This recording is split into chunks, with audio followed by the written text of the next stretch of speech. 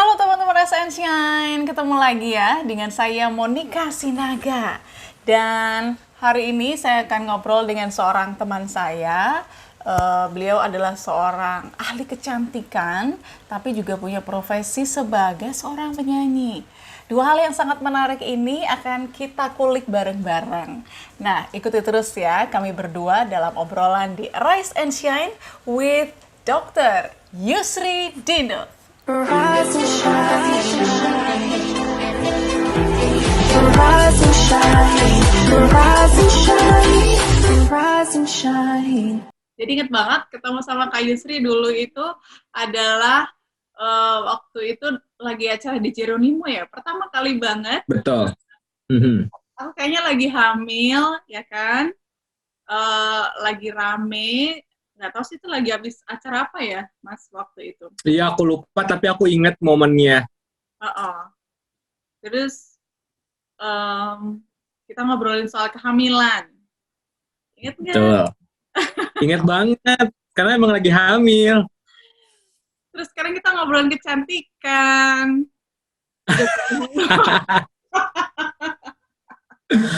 Kalau ada pertanyaan, why? Mungkin bisa dari situ kali ya pertanyaannya. Oke.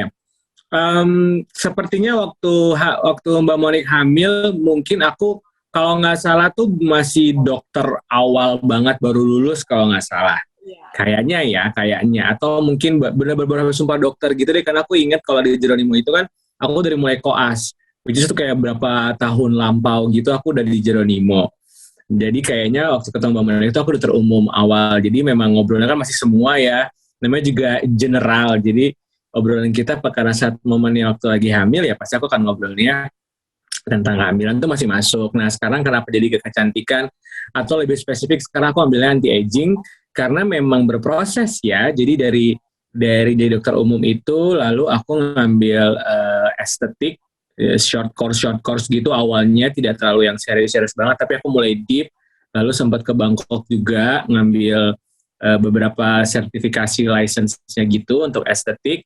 Terus sekarang aku lagi ngambil fellowship anti-aging gitu, jadi lebih serius lagi nih. Cuman memang regulasinya kalau di Indonesia gitu, dan anti-aging itu kan emang ilmu kedokteran modern ya, jadi emang dia bukan sebuah spesialistik, tetapi practitioner-nya itu bisa dari dokter apa aja.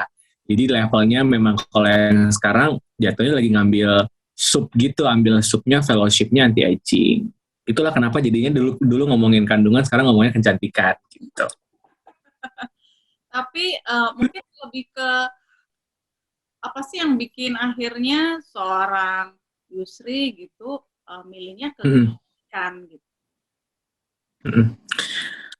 First thing first, akhirnya aku mengenali diriku, ternyata aku tuh tidak bisa hidup dengan banyak kesusahan. Nah lo bingung kan? Jadi kayak aku emang gak cocok ada di area yang terlalu banyak sedihnya gitu. Kayak maksudnya dokter tuh kan nempelnya memang pengabdian ya. Lalu aku pikir kalau semua ngobatin yang sakit-sakit, which is itu sedih, lalu siapa yang akan jagain yang sehat-sehat gitu? Apakah emang akhirnya semua dokter harus ngobatin?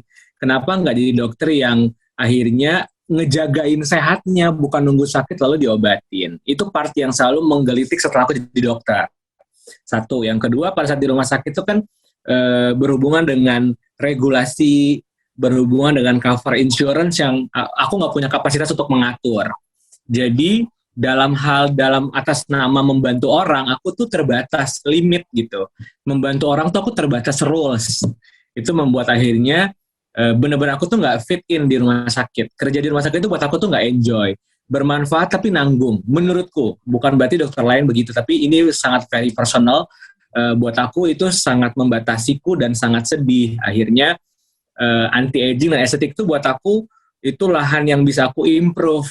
Karena tidak di rumah sakit, lalu aku tidak bersama orang yang sakit, aku menjaga pasien-pasien untuk tetap sehat, untuk tidak sakit, jadi itu mencegah gitu ya. Jadi aku rasa itu part yang masih bisa aku kulik dan happy karena regulasinya aku bikin sendiri. Gitu. Di klinikku sendiri, aku bisa melakukan banyak hal yang tidak nabrak dengan peraturan-peraturan yang aku nggak fit in gitu. Itulah kenapa akhirnya why estetik, why anti-aging, ya itu gitu. Karena part inilah yang bisa membuat aku tidak bersama yang sudah sakit, terbatas insurance gitu. Jadi aku merasa lebih happy dan lebih bermanfaat dengan caraku gitu. Waktu itu sempat ngobrol-ngobrol gitu nggak? By the way, kabar Mama gimana? Sehat ya? Tante Sipo. Mama sehat, Mama happy, tetap bersama seperti Mbak Monik ya, selalu walaupun anaknya di skincare udah punya produk sendiri, tapi dia tetap setia dengan produk-produk yang dia bersamamu itu. Aku boleh nyebut gak sih ya? Waktu itu ngobrol juga nggak sih sama Mama? Kayaknya aku lebih ke kecantikan deh gitu. Iya, ngobrol sama papa pasti, karena kan di awal semua pasti kayak, apalagi orang tua ya, mikirnya dokter dengan paradigma yang konvensional pasti kan, jadi kayak anak gue itu di rumah sakit ngurusin pasien gitu. Terus tapi setelah dijelasin dan mereka lihat sendiri anaknya sehat lahir batin di klinik dan tetap punya pasien yang tetap ada pasiennya gitu ya, mereka support aja. Lalu sekarang lebih di level yang mereka lebih mengerti dan lebih enjoy ngeliat anaknya, iya juga ya kamu lebih menikmati hidupmu di situ. Lalu ternyata mereka jadi punya gambaran baru juga bahwa iya ya, bikin orang sehat juga sangat pentingnya kok dengan bikin orang sembuh dari sakit gitu. Dulu mereka lumayan nantang gitu di awal-awal 3 bulan atau setahun pertama tuh kayak kapan praktek lagi di rumah sakit yang gitu-gitu. Tapi lama-lama mereka sendiri pun ngalamin gitu yang kayak meals plan makannya aku atur ya, maksudnya kan biar jaga biar tersehat, lalu kayak part skincare-nya diatur, olahraganya dibikin yang pas sesuai kebutuhan mereka, nggak asal. It's a part of anti-aging anyway gitu. Jadi kayak mereka merasa oh oke, anak gue in a good way ternyata, in a good track gitu. Nah, balik lagi waktu memutuskan untuk ambil spesial kecantikan itu, apa udah kepikiran juga nantinya bakal akan punya klinik sendiri, terus kepikiran nggak akan sampai sejauh ini, sampai per hari ini? Oke. Berhubung username itu tuh Aries ya, jadi kan semua terorganize well dan di-push nama diri sendiri, nama juga Aries. Jadi dari pertama kali decide, itu emang gak pernah kebayang bakal kerja di klinik orang gitu. Jadi mau gak mau, pelan-pelan, suka gak suka dengan modal seadanya, pokoknya emang setelah belajar estetik, anti-aging, ngebayangin di otak tuh emang punya semuanya sendiri gitu.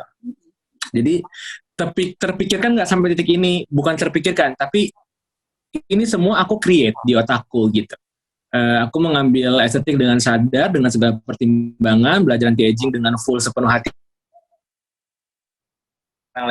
Memang lagi naik gitu, lalu punya klinik, memang niat dari awal aku punya klinik sendiri gitu. Jadi kalau pertanyaannya terpikirkan nggak sih? Bukan terpikirkan, tapi memang ini aku create gitu. Terus kalau bicara tentang modal seadanya, waktu itu beneran modal seadanya? Exactly. Aku tuh bikin skincare tuh dari 0 rupiah. Jadi nyemplungnya itu, jadi punya senior yang dulu aku punya skincare. Aku belum terjun sama sekali karena aku masih koas. Lalu waktu itu aku sempat bantuin dia untuk marketingin kliniknya. Lalu kayak lost contact, dia udah duluan selesai, aku baru selesai itu dia udah kayak spesialis bedah, waktu itu lagi sekolah spesialis bedah, tapi dia udah punya banyak udah 2 atau 3 cabang skincare-nya gitu. Terus kayak ketemu lagi, niat awalnya tuh aku, karena waktu itu masih nyanyi-nyanyi banget, terus kayak gantian dong, bantuin promoin nyanyi gue dong, atau invest dong, biar gue bisa bikin album terus gitu, isengnya gitu, karena lagi nyanyi banget nih. Terus dia bilang, aduh enggak deh, kan gue gak ngerti kalau nyanyi, kalau mau gue balas budi sama lu dong, lu kan dulu pernah bantuin gue gitu. Aku mau ini ya, aku bayarin kamu course. Jadi courseku yang pertama tuh dibayarin sama kakak kelasku. Lalu habis course itu, terus gue ngapain habis course, nggak punya modal anyway mas, gue nggak mau kerja sama orang. Nggak, lo boleh ambil krim gue, lo ganti brand lo. Jadi dari faktanya habis gue selesai kursus itu, gue dikasih pinjem krim 10 atau 20 pot gitu, lalu gue desain doang stikernya, gue ganti labelnya sendiri dengan label gue. Dari krim 20 itu muter-muter sampai gue bisa beli alat sendiri, terus gak punya tempat, peeling, mesoterapi dari rumah ke rumah, kos ke kos, kantor ke kantor. Ya udah sampai sekarang deh gitu. Jadi ya kalau orang nanya, lo bikin bisnis berapa, modal lo berapa? 0. Dari awal gue di sekolahin pun di sekolahin orang. gitu. Kemampuan selling itu belajar dari mana Kak Yusri? Dari dulu selalu suka banget ambil kursus online tuh. Kalau orang sekarang udah punya apps, dulu tuh gue suka banget ngambil. Lalu jadi kayak kalau dokter lain mungkin kalau pas koas ngambil belajar tambahannya apa gitu ya yang berhubungan. Kalau gue enggak. Jadi waktu koas dulu itu suka ngambil les online course yang berhubungan sama digital marketing, sosial media gitu-gitu. Itu tuh berarti berapa tahun lalu tuh? 10-an tahun lalu gitu. Dari situlah aku belajar. Lalu kayak misalnya Jeronimo aja let's say gitu, dari SMA mungkin anak SMA yang lain main bola, main badminton, nongkrong apa. Kalau aku dengerin radio lalu apply jadi apa namanya siaran-siaran tamu gitu. Dulu sempat di Prambors, lalu ada suara gama, ngikut-ngikut ke suara gama gitu-gitu. Jadi selalu ngambil add value lain yang di luar dari majorku. Itu tuh udah habit deh dari dulu. Itu kayaknya sih dari itu ya, jadi bisa jadi cuan-cuan. Otaknya tuh agak cuan tuh kayaknya ngambilnya di luar dari part emang kedokteran gitu. Kalau by the way nih teman-teman Resensian, buat yang belum tahu Kak Yusri ini adalah seorang penyanyi loh, ya kan. Selain pakar kecantikan, udah punya album, single terbaru juga udah ada ya Kak ya? Aku mau bikin rilis lagi, kayaknya 2 bulanan lagi deh, Desember kayaknya bakal keluar lagi single baru. Baru sempat bisa nyanyi lagi, jadi kayak nyanyi tuh emang harus selalu ada ya. Jadi kayak lagi mood nyanyi nih ya udah bikin single gitu. Memang dari dulu settingannya juga gak yang nyanyi banget jadi penyanyi apa gitu, yang wah pokoknya mainnya nyanyi, enggak. Memang mainku adalah dokter yang bisa nyanyi. Dari dulu orang kalau nanya juga, lo pengen terkenal ya jadi dikenalnya sebagai siapa sih? Ya dokter, cuman bisa nyanyi gitu. Bukan penyanyi yang kebetulan dokter. Jadi kayak ini lagi mood nyanyi nih habis COVID kayaknya udah mulai reda, vaksin orang udah semua udah oke, kayaknya udah mulai lebih kondusif. Hopefully, jadi kayaknya udah saatnya bikin karya lagi lah. Jadi kayak 2 bulan 3 bulan lagi mau rilis single lagi. Wow, dokter ya kan, terus dokter kecantikan pula, sekarang udah punya klinik sendiri, terus penyanyi juga gitu. Berasa banget gak sih bahwa hidup lo itu full of bless banget Kak Yusri? Aku nggak tahu jawabnya ya, tapi pokoknya setiap hari bukan yang sekarang lagi di level yang nggak terus ngejar sesuatu sih. Sekarang aku udah 31, kayaknya juga nggak yang ngoyo kayak waktu umur 20-an. Kerasa banget bedanya.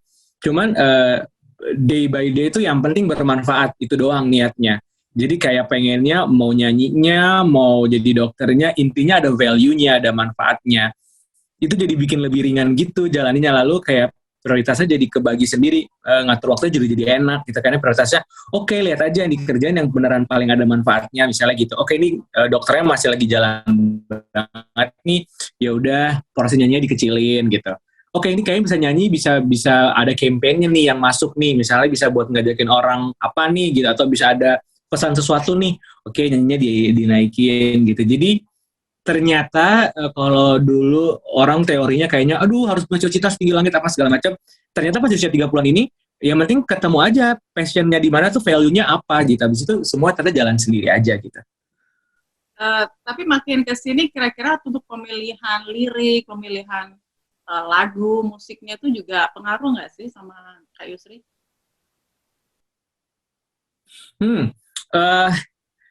Pengaruh ya, tetapi lagi-lagi rootnya kayaknya tetap jadi main itu jadi kayak dokternya gitu jadinya, karena mungkin prioritasnya udah ke situ ya. Jadi kayak ini bikin single baru nantinya akan campaign-nya juga ada untuk ada value hidup sehatnya gitu, walaupun emang tidak gamblang di liriknya ya, tapi nanti pasti ada pesannya di situ, di klipnya, di apa namanya BTS-nya, lalu di campaign bareng sama si project ini keluar gitu, pasti ada hubungannya sama hidup sehatnya gitu, karena tadi jadi sudah kebentuk sendiri akhirnya gitu rootnya, kayak mau di media dokternya atau di nyanyinya, value-nya yang penting bermanfaat itu tadi gitu. Jadi kayaknya dengan sendirinya semua jadi terpengaruh gitu. Kalau ngobrolin tadi kan kita kelebihannya Kak Yusri semua kan ya, bisa bisa nyanyi, dokter, apa segala macem. Terus kalau kita eh, andai-andai gitu, SWOT analysis, terus bagian part weakness-nya seorang Yusri Dinut, itu apa? Iya. Oh my God, weakness gue adalah nggak pernah mau ditinggal, sukanya ninggalin. Dalam arti Asli. Dalam arti semuanya. Fakta ini juga baru ditemuin. Jadi gini, ada loh ya, menariknya tuh di dunia psikolog tuh ada yang namanya kinesiolog. Jadi profesi psikolog, mereka-mereka yang certified untuk membaca kita emosi dan energi kita, trauma kita di masa lalu yang pengaruh kita ke hari ini gitu. Nah, gue baru nemu banget weakness gue itu tuh baru 3 bulanan ini, dan itu relate banget. Ternyata kelemahanku itu ya itu tidak bisa ditinggal, tidak bisa sendiri. Jadi apa tuh maunya ninggalin gitu. Dan itu tuh ternyata terjadi karena dulu kayak aku punya trauma masa kecil pada saat mama hamil, lalu ditambah dengan perang Ambon, aku ke Jogja gitu ya. Itu semua tuh ngebentuk traumaku itu yang membuat sifatku itu tadi. Jadi kalau orang yang dekat atau kenal sama aku ngerasanya Yusri itu nggak pernah punya relationship yang oke. Dan itu aku sangat mengiyakan. Karena biasanya aku yang akan ninggalin duluan. Itu kelemahanku. Karena kalau aku sudah tidak nyaman, aku tuh nggak mau aku yang ditinggal. Jadi biasanya aku yang cabut. Dan itu jadi membuat kesannya tuh aku jadi nggak komit kalau hubungan relationship. Itu kelemahan gak sih guys? Dan sampai saat ini aku masih terapi untuk mengetahui kelemahanku itu, untuk menyamankanku, untuk menerima kekurangan orang lain, untuk akhirnya aku jadi nggak gampang jump in gitu di sebuah hubungan. Dan ternyata itu terbentuk bukan karena sifatku buruk, tetapi itu dari trauma masa kecilku sampai dengan kerusuhan Ambon, sampai aku ke Jogja, itu tuh ada relate-nya. Jadi itu bisa jadi info baru juga nih buat yang nonton. Kalau kalian merasa kayaknya ada yang gak nyaman, ada yang ganjal, atau temperamen, atau overthinking, apa segala macam, semua tuh bisa dicek, ditarik mundur ke belakang, emosi, energi, trauma apa yang masih connected dengan inner child, dan itu tuh bisa diterapi. Gitu. kira-kira waktu ngerti adanya weakness itu, terus apa yang kepikiran di Kak Yusri waktu itu? Akhirnya aku tuh jadinya terapinya bareng sama ibu. Jadi pada saat ke kinesiolog, ke coach aku itu, yang jadi kelemahanku tuh adalah karena aku sharing energi dengan mama, sharing energi emosi dengan ibu gitu. Itu jadi kayak aku tuh jadi posesif banget, mama pun melakukan hal yang sama ke aku. Jadi kalau aku lagi sedih, mama ikutan sedih banget gitu. Terus mama tuh jadi khawatir aku pergi, aku hilang gitu. Jadi kayak aku tuh connectednya terlalu erat dengan bunda, dengan mama gitu. Karena traumaku tuh terbentuk pada saat aku lagi di kandungan ibu. Jadi itu sebenarnya rasa sepiku tuh adalah rasa sepinya mama saat itu gitu. Lalu yang aku lakukan saat itu ya terapi itu. Jadi kayak kalau di kinesiolog itu kita ada terapinya, emang ada PR-nya lah, latihan nafas, healing, apa segala macam, ngobrol juga sama mama gitu-gitu. Dan itu membantu supaya akhirnya emosi sama trauma aku tuh bisa pelan-pelan bisa aku terima. Dan akhirnya karena kan tidak bisa kita hilangin gitu aja ya, tapi emosi itu kan kenangan tuh tetap ada, tapi emosinya yang kita bikin netral. Nah, aku lagi dalam tahap itu, karena kita nggak pernah bisa hilangin kenangan apapun, mau bagus, buruk, itu udah pasti kerekam di otak. Hanya saja yang kita bisa lakukan, emosi yang tadi jadi negatif, kita bisa rubah jadi lebih netral.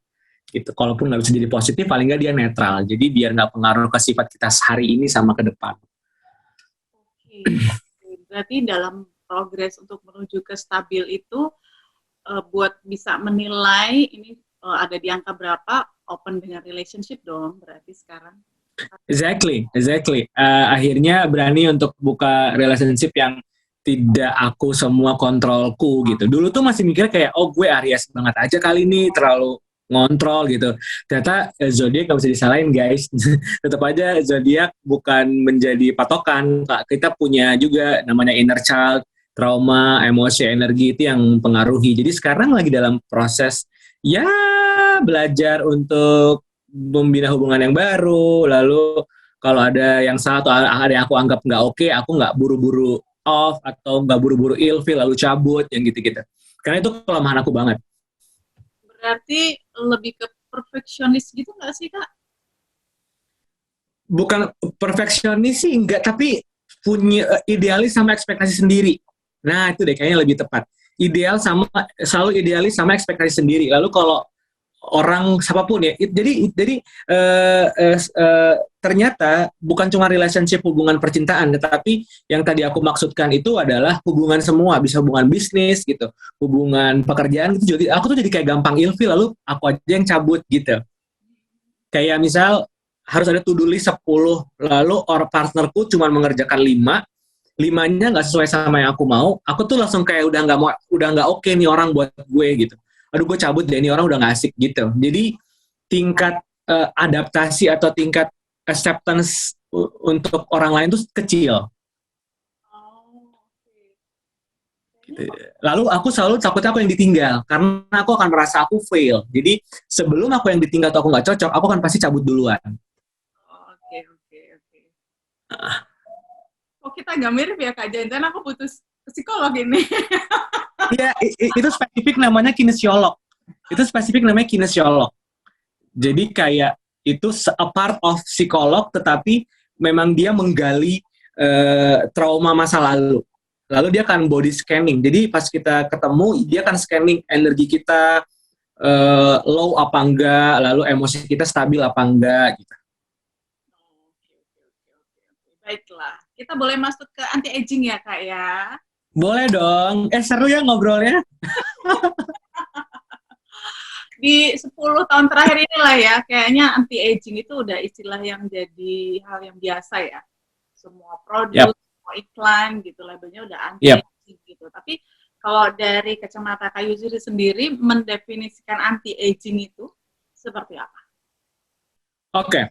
Ini menarik karena selalu nggak salah sih, tetapi karena itu emang paling common nih ya. Anti-aging selalu nempelnya ke kulit gitu ya. Maksudnya anti-aging itu ya berarti kulitnya kencang, awet muda, semua it's all about your skin gitu ya. Anti-aging is your skin gitu. Nah, pada saat akhirnya aku belajar lebih dalam tentang anti-aging, atau aku sekarang sekolah lagi anti-aging, ternyata nggak di situ poinnya. Anti-aging itu kalau dibikin gampang, pilarnya ada 5. Kita akan menjadi awet muda, kan kita semua akan menua ya, tapi anti-aging itu bukan berarti anti tua, tetapi tua dengan wise gitu, wise aging wisely. Jadi ya tetap umur biologisnya nambah, tetapi umur kronologisnya nambah, tapi biologisnya bisa kita adjust untuk lebih pelan gitu lah. Nah, itu tuh ada 5 pilarnya. Pertama emang nutrisi, itu yang paling pertama. Habis nutrisi, lalu habis itu ada imbalance balancing hormon, lalu habis itu kita ada manajemen stres, lalu kita ada neuroceuticals, jadi kayak pengobatan atau misal produk-produk gitu ya. Lalu terakhir baru manajemen stres. Jadi si 5 pilar ini yang akhirnya justru estetik itu di luar anti-aging nih kalau kita ngobrol. Estetik hanya sebagai supporting dari luar covernya, tapi dalamnya adalah ini dulu dibenerin. Kalau ini udah dibenerin, baru nanti estetiknya akan ikutan. Karena percuma kalau 5 ini nggak dibenerin dari habitnya misalnya gitu ya, tapi kulitnya terus yang dibenerin, ya nggak awet-awet gitu. Nanti harinya jadi kayak musik kesannya jadi cuman sebentar-sebentar gitu. Jadi memang di pilar anti-aging itu dari dalam. Jadi organnya yang dibenerin lewat healthy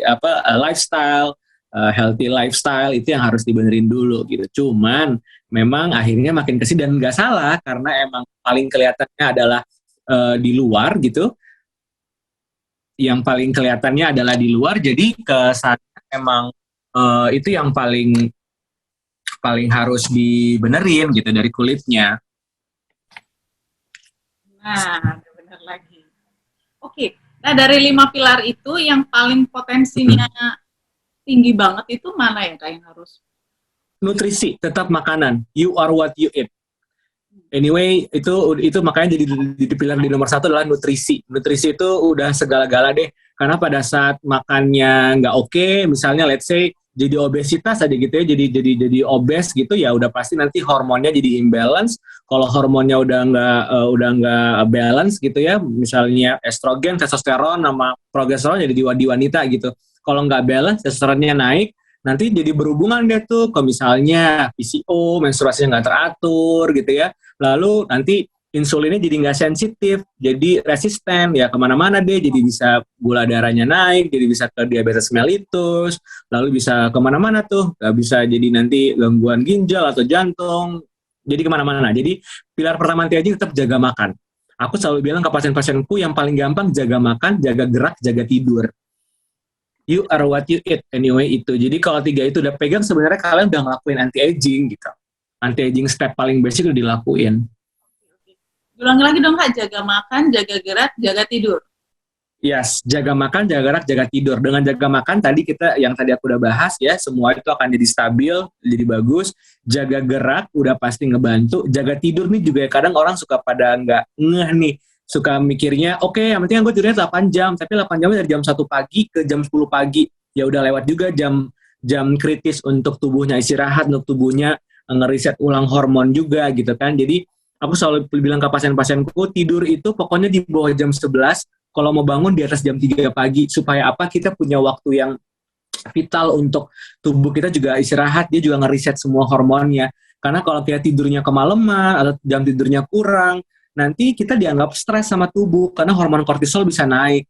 Kalau hormon kortisol naik, hormon stres naik, ya dia akan kemana-mana, pasti pengaruh ke metabolisme juga, metabolisme bisa melambat, ya sudah kalau metabolisme melambat jadi gampang gemuk, ya sudah masuk lagi yang tadi tuh, kalau udah gampang gemuk bisa jadi penyakit kemana-mana gitu-gitu. Jadi semua jadi lingkaran setan. Kalau case yang lagi paling banyak ditangani sama Kak Yusri lebih karena apa? Problem anti-aging. Kalau di klinik sekarang dominan, apalagi COVID ya kan semua orang di rumah gitu. Jadi lagi-lagi COVID datang tuh pasien slimming treatmentku tuh naik bisa sampai 300%. Udah nggak 100%, 300%.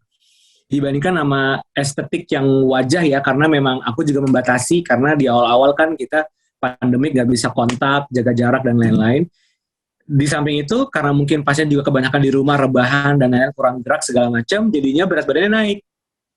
Jadi pasien yang paling tinggi sampai hari ini tetap slimming treatment, jadi bikin meals plan, habis bikin meals plan disesuaikan olahraga yang sesuai dengan genetiknya dia, lalu habis itu beberapa mungkin mesti pakai suntik fat burner injection, yang gitu-gitu, yang selalu banyak. Kak Yusri punya metode khusus nggak sih untuk hadapin pasien-pasien itu? Oke. Metode khusus kayak semua dokter sama ya, maksudnya itu aja yang dipelajarin, itulah yang dikasih ke pasien gitu. Cuman hubungan dokter pasien itu yang bikin sedikit beda kalau di klinik. Jadi selalu menganggap bahwa pasien itu adalah teman. Jadi makanya pasien itu disebutnya teman DRYD. Jadi biar pendekatannya itu lebih sefrekuensi. Kadang kayak misal orang tua pun, kalau orang tua ke anaknya gapnya terlalu jauh juga nggak didengerin, atau jadi nggak nyaman, nggak nyambung, lalu jadi kamu nggak enak nih diskusnya. Atau misal guru ke murid pun kalau terlalu berjenjang juga jadi ada pekeuhnya kan, kalau orang Jawa bilang gitu. Jadi hubunganku dokter pasien di klinikku itu sekarang jadinya adalah hubungan pertemanan gitu. Biar apa? Biar mereka lebih nyaman untuk bercerita. Lalu kalau sesama teman-teman kita jadi lebih bisa didengar ya. Gitu. Jadi karena pas saat mereka udah nganggap dokter adalah temannya, mereka lebih gampang dengerin aku gitu.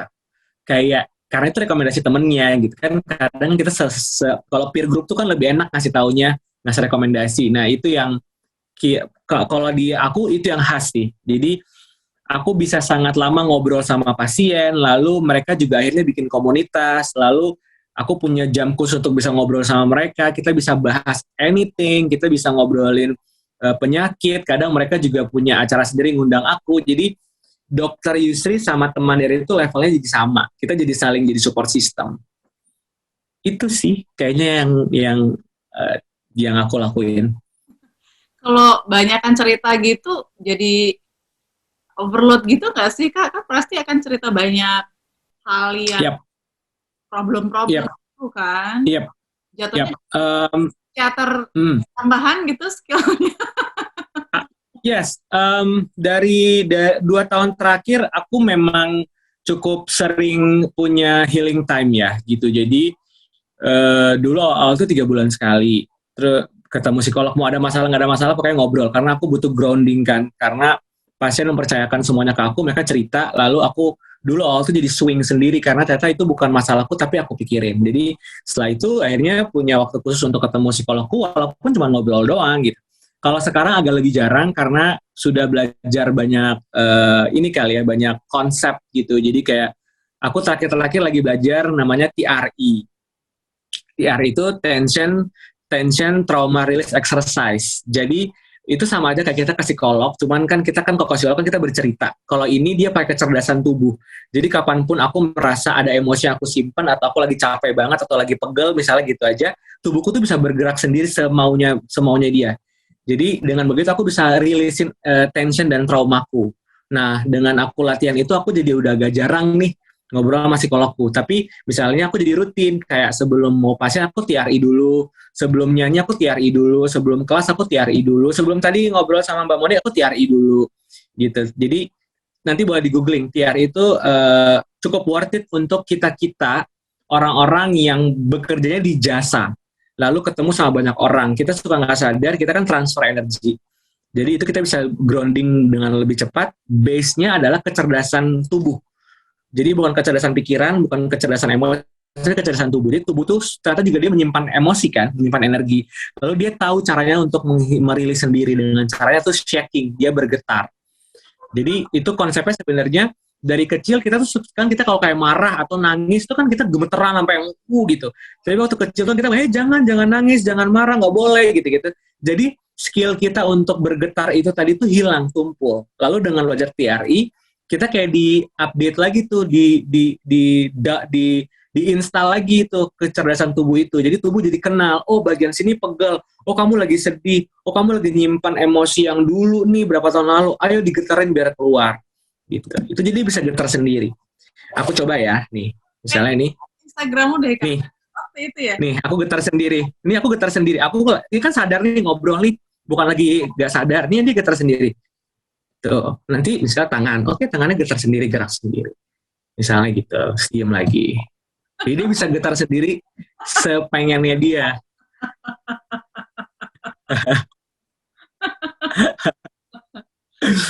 Aku soalnya tadi pas lihat-lihat di Instagram lo, Kak, itu juga ada kan lagi apaan itu shaking body gitu kan di Instagram. Iya.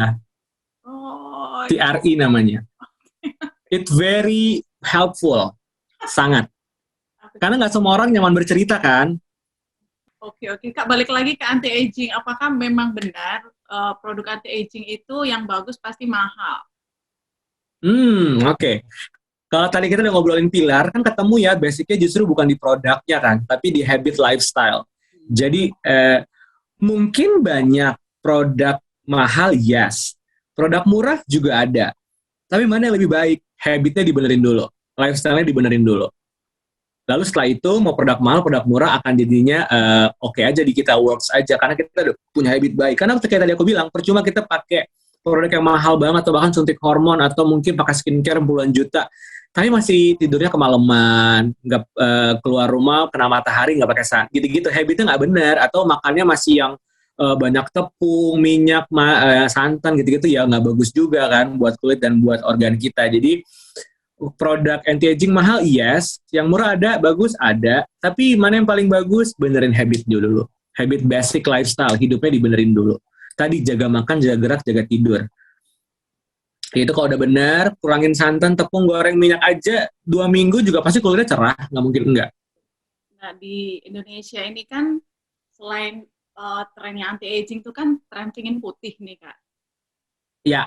Nah, terus mana yang lebih paling bisa ditolerir, Kak? Tentu saja nggak tua-tua gitu, karena itu as a teori anti-aging sangat bisa dimodifikasi gitu ya. Dengan tadi lifestyle kalau udah benar, kita bisa lakukan treatment yang sesuai gitu ya. Bahkan sampai kalau di anti-aging kita bisa balancing hormon dengan terapi hormon gitu. Itu juga sangat membantu. Misalnya memperlambat menopause atau progesteron estrogennya bisa lebih stabil supaya dia bisa lebih fit, ngerasa lebih muda, itu kan salah satu terapi anti-aging juga gitu. Jadi kalau mana yang bisa tolerir, jelas anti-aging biar nggak tua-tua itu sangat bisa ditolerir dan sangat aman bisa dikerjakan gitu ya dengan ilmu anti-aging. Tapi kalau pengen putih-putih, aku sangat enggak. anyway, aku aja tidak putih sebagai dokternya gitu ya. Tetapi selalu yang aku edukasi ke pasien adalah mainnya bukan di putihnya, tetapi di cerahnya, di sehatnya. Ada orang-orang yang kulitnya putih, kalau nggak sehat juga nggak ada gitu ya. Jadi kucel, kering gitu ya, kusam walaupun basicnya putih. Ada juga orang-orang yang kayak aku, kulitnya coklat, tetapi ya tidak jerawat, porinya tidak buka, ya glowing aja gitu ya, karena oil dan waternya balance misalnya gitu, dan oke gitu. Jadi biasanya di pasien itu adalah untuk di tone segitu, tapi sehatnya dapat, cerahnya dapat, lalu looking good, menyenangkan aja kulitnya. Tetapi nggak usah sampai merubah warna kulit, karena kalau merubah warna kulit, otomatis pasti sel melanin pasti akan kita rusak, kita hambat. Lalu apa yang terjadi, sel melanin itu kan buat imun kita juga. Kalau emang terlalu rubah ya pasti resiko misalnya kanker, resiko jadi sakit-sakitan karena imunnya jelek, atau resiko yang lain-lain pasti akan ada gitu. Jadi konsepnya biasanya di anti-aging atau mungkin di estetik atau mungkin dermatologis juga pasti akan setuju untuk bukan di pengen putih, tetapi mencerahkan, bikin tone-nya tuh lebih di-enhance, lebih sesuai gitu, lebih sehat, lebih glowing, itu masih oke. Tapi kalau whitening agak nggak pas gitu kalau bilangnya whitening. Karena kalau ngomongnya whitening pasti berarti sel melaninnya atau sel warna kulit buat hitamnya itu yang akan kita rusak. Dan itu akan berpengaruh ke yang lain-lain. Oke. Nah, let's say habitnya tuh udah kebentuk ya, tapi karena pandemi dia biasa pakai serum jutaan, sekarang dia lagi kepikiran untuk cari yang lebih hemat gitu. Suggest-nya apa ya? Oke, ini on purpose. Purpose-nya mau apa? Untuk anti-aging. Oke, anti-aging dalam arti produk anti-aging ya, buat kulit dong, berarti ya. Betul. Sangat nggak apa-apa. As long as ingredients-nya mirip sama yang biasa dia pakai. Misalnya, dia biasanya untuk pengencangan, dia pakainya kolagen atau peptide gitu. Selama dia bisa tone down tapi dengan brand yang BC gitu ya, maksudnya dengan yang lebih nggak pricey tapi ingredientsnya sama dan cocok ya akan oke-oke aja gitu. Jadi sebenarnya memang yang dilihat bukan di brandnya, tetapi ingredients apa yang kamu butuhin dan cocok. As long as cocok, lalu ingredientsnya pas, biasanya akan aman-aman aja. Memang ada juga yang depends on brand. Kalau pas di switch ke brand lain, jadi nggak cocok. Biasanya itu karena emang ada part yang zat aktif yang emang nggak cocok, bukan di brandnya. Gitu. Jadi kalau pertanyaannya mau switch ke yang lebih murah dengan habit yang sudah bagus, lalu cuma mau turunin aja, ya boleh. Asal kamu tahu di produkmu sebelumnya, zat aktifnya apa atau ingredientsnya apa, itu yang kamu cari di brand yang lain. Seharusnya sih akan aman. Kalau ada saran gitu buat Kak Yusri, datang langsung ke klinik gitu aja kali ya. Bisa online, bisa offline. Jadi setiap hari itu online dari jam 8 pagi sampai jam 12 siang. Aku istirahat sejam, lalu baru mulai lagi praktek di 1:15 sampai jam 3 itu yang offline. Karena pasienku yang luar kota pasti akan nggak terbatas buat ke Jogja, walaupun weekend mereka bisa ke Jogja, tapi kemarin sempat PPKM kan mereka nggak bisa ke Jogja. Jadi online. Lalu yang kayak di luar negeri apa segala macam ya pasti online gitu. Cuman kalau online ya jadinya jatuhnya kayak misalnya slimming ya berarti yang dikasih meals plan, lalu mungkin ada suplemen, terus habis itu produk untuk body contour cream, korsetnya itu biasa akan dikirim. Kalau yang skincare ya pasti konsul lalu dikasih produk.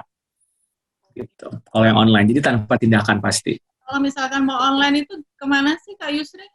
Instagram klinik di @klinikdryd atau simple lihat di Instagram aku di bio-nya tinggal diklik. Oke. Tapi harus janjian dulu ya? Yes, appointment karena sehari online-nya 15, offline-nya maksimal 10. Itu udah banyak sebenarnya ya. Tapi masih pada bilang, aduh kurang dok, masih antrinya panjang. Ya gimana, gue sendiri, nggak bisa di-cloning. Paling jauh di mana sih? Paling jauh pasien aku ada di Afrika. Oh iya?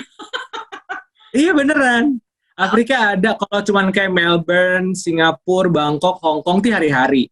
UK, US, Paris, itu Berlin itu hari-hari. Tapi kalau yang terjauh, aku pernah tuh Afrika dan dia mesti bikinin meals plan diet yang mana aku nggak tahu kan menu di sana ada apa aja. Pas aku kasih ayam, dok di sini susah ayam, padahal kalkun. Pas aku kasih, jadi jatuhnya pasien itu aku yang belajar dulu makan-makan di sana yang common apa, baru aku bikin dia meals plan. Karena itu pasien aku yang terjauh sih rekor. Itu orang Indonesia yang tinggal di sana atau memang beneran orang? Dia di kedutaan, lalu habis dia sudah berhasil, dia ngajakin temennya yang emang orang asli sana. Ada nggak sih pasien yang nyebelin gitu? Dulu awal banyak, tapi sekarang tuh udah gak ngerasa pasien nyebelin loh, nggak tahu kenapa. Jadi aku nggak pernah ngerasa pasien aku nyebelin. Mereka bahkan nagih lebih ke, dok marahin dong, gue tuh mesti dimarahin nih biar bisa manut gitu misalnya ya. Tapi gue nggak bisa lagi marah-marah, kayak ya terserah lo aja gitu. Kalau lo nggak ikutin gue, kayaknya lo nggak usah jadi pasien gue aja. Tapi gue ngomongnya baik-baik. Kayaknya kan lumayan slotnya bisa dipakai untuk yang beneran yang mau jadi pasien yang ngantri gitu. Nah itu tuh kayak gitu lebih nampar gitu loh Kak. Jadi mereka lebih, kalau mereka mau cheating misalnya yang lagi diet-diet gitu, mau cheating juga kayak itu ngebayanginnya muka gue gitu. Kayak aduh dok feeling guilty, mau pengakuan dosa apa gitu. Jadi jatuhnya yang tadi aku bilang, mungkin karena relationnya udah pertemanan ya, jadi akhirnya kayak why gue mesti marah gitu. Jadi dokter tuh marah-marah ngapain sih, masa gue buang energi untuk hal yang emang bukan gue yang ngalamin gitu, kayak ngapain gitu. Karena rata-rata kan pasien-pasien diet apalagi pasti bandel, lalu butuhnya tuh yang di push, dimarahin, yang diomelin gitu-gitu. Dan itu tidak terjadi di gue. Jadi kadang mereka yang justru komplain kayak, dok please gue butuh dimarahin. Lalu gue bilangnya kayak, monggo cari dokter yang lain suka marah aja, gue gak mau hidup gue susah karena cuma marahin orang lain gitu. Kamu tuh pengen dikenal sebagai dokter yang seperti apa sih?